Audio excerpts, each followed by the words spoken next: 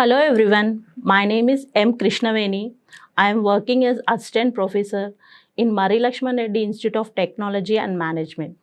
Today I am here to tell about energy sources, which is one of the important module in the engineering chemistry. Coming to the introduction of this module, we have the calorific value of a fuel, HCV, LCV, Dulong's formula, and the numerical problems based on the Dulong's formula.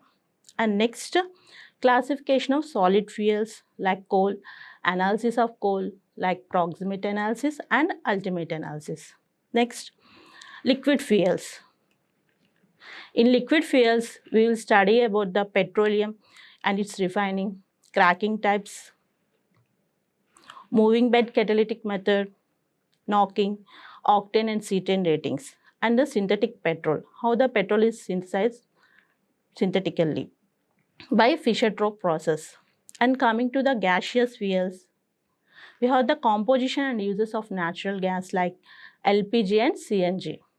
At last, we will learn about the biodiesel, trans-esterification and advantages of the biodiesel. These are some of the important topics which we will learn in this module of energy sources. Now, what is the energy? Why we need energy?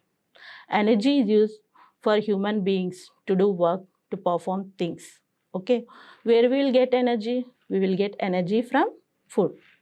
Like that, the cars, buses, the bikes, where they will get energy to run, to move from one place to another place. They will get energy from a substance called fuel. What is meant by fuel? First, we have to know what is a fuel.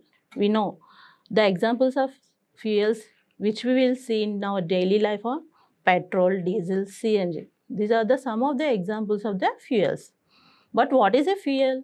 A fuel is a substance which will undergo the combustion or ignition to release certain amount of the heat energy.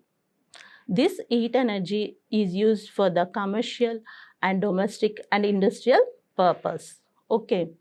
Now we will see what are the main elements present in the fuel. The main elements present in the fuel are carbon and hydrogen.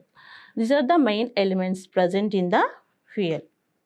During the process of combustion of fuel, these elements combine with the oxygen. Where the oxygen is present? Oxygen is present in the atmospheric gas. Okay, and produce CO2 and H2O along with the liberation of heat. Okay, I repeat, these combustion of fuel, the elements present in the fuel are carbon and hydrogen, the main elements. This carbon and hydrogen, when they undergo combustion, they will combine with the oxygen present in the atmosphere and they will be converted into CO2. Carbon will be converted into CO2, means carbon dioxide, and hydrogen will be converted into H2O, means water, along with the liberation of the heat energy. Here we can see the equation. Fuel plus O2 will give rise to CO2 plus H2O along with the liberation of the heat.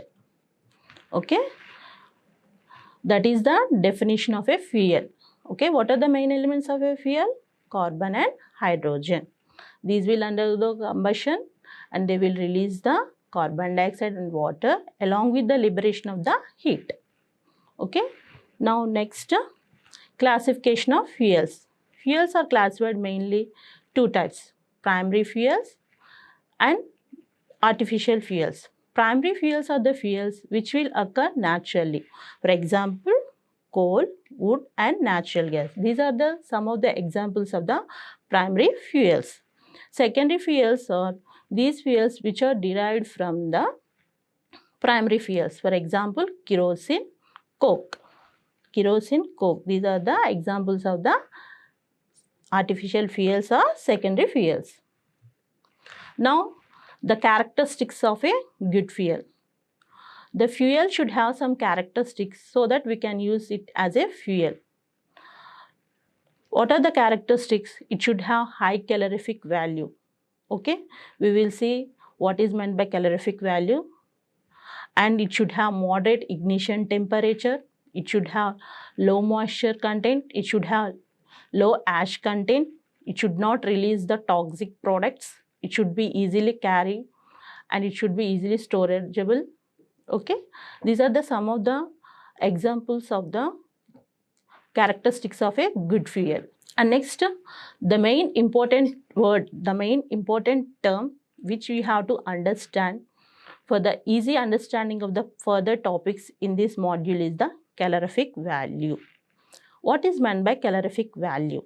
It is defined as the total amount of the heat liberated when a unit mass of a fuel is burnt completely. Here, the word completely is so important. Why? Because if we take 1 unit mass of a fuel, for example, 1 kg of wood, 1 liter of petrol, 1 liter of diesel, whatever we have taken, it should be burnt completely.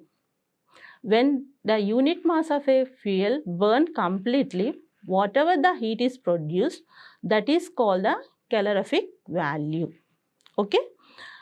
The calorific value is used to define the efficiency of a fuel. Okay? Based on the calorific value, the efficiency of a fuel will be decided.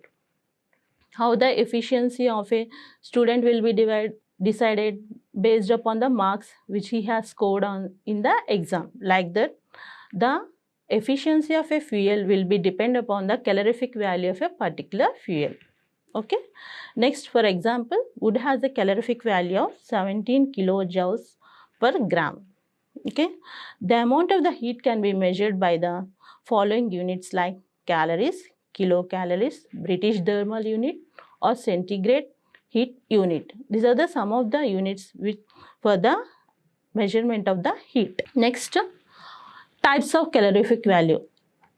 You have understood about the calorific value. Now, we will see what are the types of the calorific value. We have two types of the calorific value. High calorific value or gross calorific value. High calorific value is also called as the HCV or GCV, gross calorific value.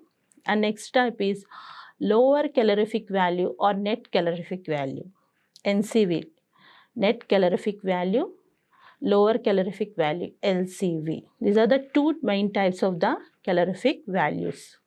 We will see one by one in detail. Now, gross calorific value or high calorific value. The total amount of the heat produced when a huge quantity of fuel is combusted and the products of the combustion are cooled down to the room temperature. Products of the combustion are cooled down to the room temperature is called gross calorific value. Okay, when we take an unit quantity of fuel and it has undergone the combustion, some products are released. Okay, that products are cooled down again to the room temperature. That is called the gross calorific value. Let me explain in detail. I have already told when a fuel is combusted, the elements present in the fuel like carbon and hydrogen, they will undergo the combustion along with the oxygen and they will be formed into CO2 and H2O along with the release of the heat energy. The hydrogen which is present in the fuel, it will combine with the oxygen and it will be converted into the water. Okay. Here in GCV, the hydrogen which is present in the fuel will combine with the oxygen and it will be converted into the steam. It will be converted into the steam form. Okay. After the conversion of the steam, as the products of the combustion are cooled down to room temperature. What are the products of the combustion? We have gone the CO2 and H2O. The H2O is in the form of the steam, means vapor form. Okay. After the cool down, what will happen? This steam will be again condensed into the water. Products of the combustion are cooled down to room temperature. The steam gets condensed into water. That latent heat is evolved, which is also included in the gross calorific value. When the steam is formed after combustion, what will happen? This steam is again cooled down to the room temperature. When steam is cool down to room temperature, what will happen? It will be converted into water form, small droplets form, liquid form. Okay. During the conversion of the steam into the water form, some amount of the heat will be liberated. Okay, that heat is called the latent heat of condensation. Latent heat of condensation. This latent heat of condensation will be calculated when we will calculate the GCV, means gross calorific value, or HCV, higher calorific value. If your fuel is having more percentage of HCV or GCV, it is called as a good fuel. It is called as a good fuel. This is all about the gross calorific value or higher calorific value. Next, we will see about the lower calorific value or net calorific value. Net calorific value, in short, we can call it as NCV. Lower calorific value we can call as LCV. In this NCV or LCV, when a fuel, 1 unit of fuel is burned completely, the products are formed. The products are not cooled down to room temperature. They are allowed to escape. Products are allowed to escape. This is called a net calorific value. In GCV or HCV, what we have seen, the products are cooled down to room temperature. But in NCV, the products are not cooled down to room temperature. They are allowed to escape. As I told, the hydrogen which is present in the fuel, it will combine with the oxygen and it will be converted into steam. In HCV, what will happen? It will be cooled down to room temperature. But here in its LCV, what will happen? The steam is not condensed to the room temperature. It is allowed to escape. Allowed to escape along with the combustion products and are not condensed. Okay, is not condensed. Okay, this is the main difference between the GCV or NCV. Okay, in GCV, gross calorific value, the products are condensed to the room temperature. But in NCV, net calorific value, the products are not condensed to the room temperature. They are allowed to escape. They are allowed to escape. Here we can calculate NCV equal to GCV minus latent heat of water vapor form. Latent heat of water vapor form. Here we can see H2 plus half O2 gives rise to H2O. Means 1 gram of the hydrogen will give rise to 9 grams of the water molecule along with the combining with the 8 grams of the oxygen. Okay, how like this the combustion will takes place. Next, coming to the theoretical calculation of the calorific value. To calculate the GCV, we have one theoretical calculation. Okay, based on the calorific values of the hydrogen, carbon and sulfur, we have framed one formula here that is called Dulong's formula. That is called the Dulong's formula. Now we will see first about the calorific value of the hydrogen. The calorific value of the hydrogen is 34,500. The calorific value of the carbon is 8,080. Coming to the calorific value of the sulfur, 2,240. Okay. Now coming to the Dulong's formula. This formula is used for the calculation of the HCV. Calculation of the HCV. Now we can see HCV is equal to 1 upon 100, 880 C means calorific value of the carbon. What is the calorific value of the carbon? 8,080 or 880 plus 34,500 calorific value of the hydrogen plus 2,240 calorific value of the sulfur per kilocalories per kg. Kilocalories per kg. Okay. Where carbon, hydrogen and oxygen and S are the percentages of the particular carbon, hydrogen, oxygen and sulfur in the fuel respectively. In this formula, oxygen is assumed to be present in the combination with hydrogen as water. Here we have to notice one important thing. In this formula, we have written hydrogen minus oxygen by 8. Why we have written like this means the fuel contains the hydrogen and carbon. As I told, it will mix up with the oxygen during the combustion process. Okay, means the oxygen which is present in the fuel during the combustion process, it will be mixed up with the hydrogen and it will be formed as the water.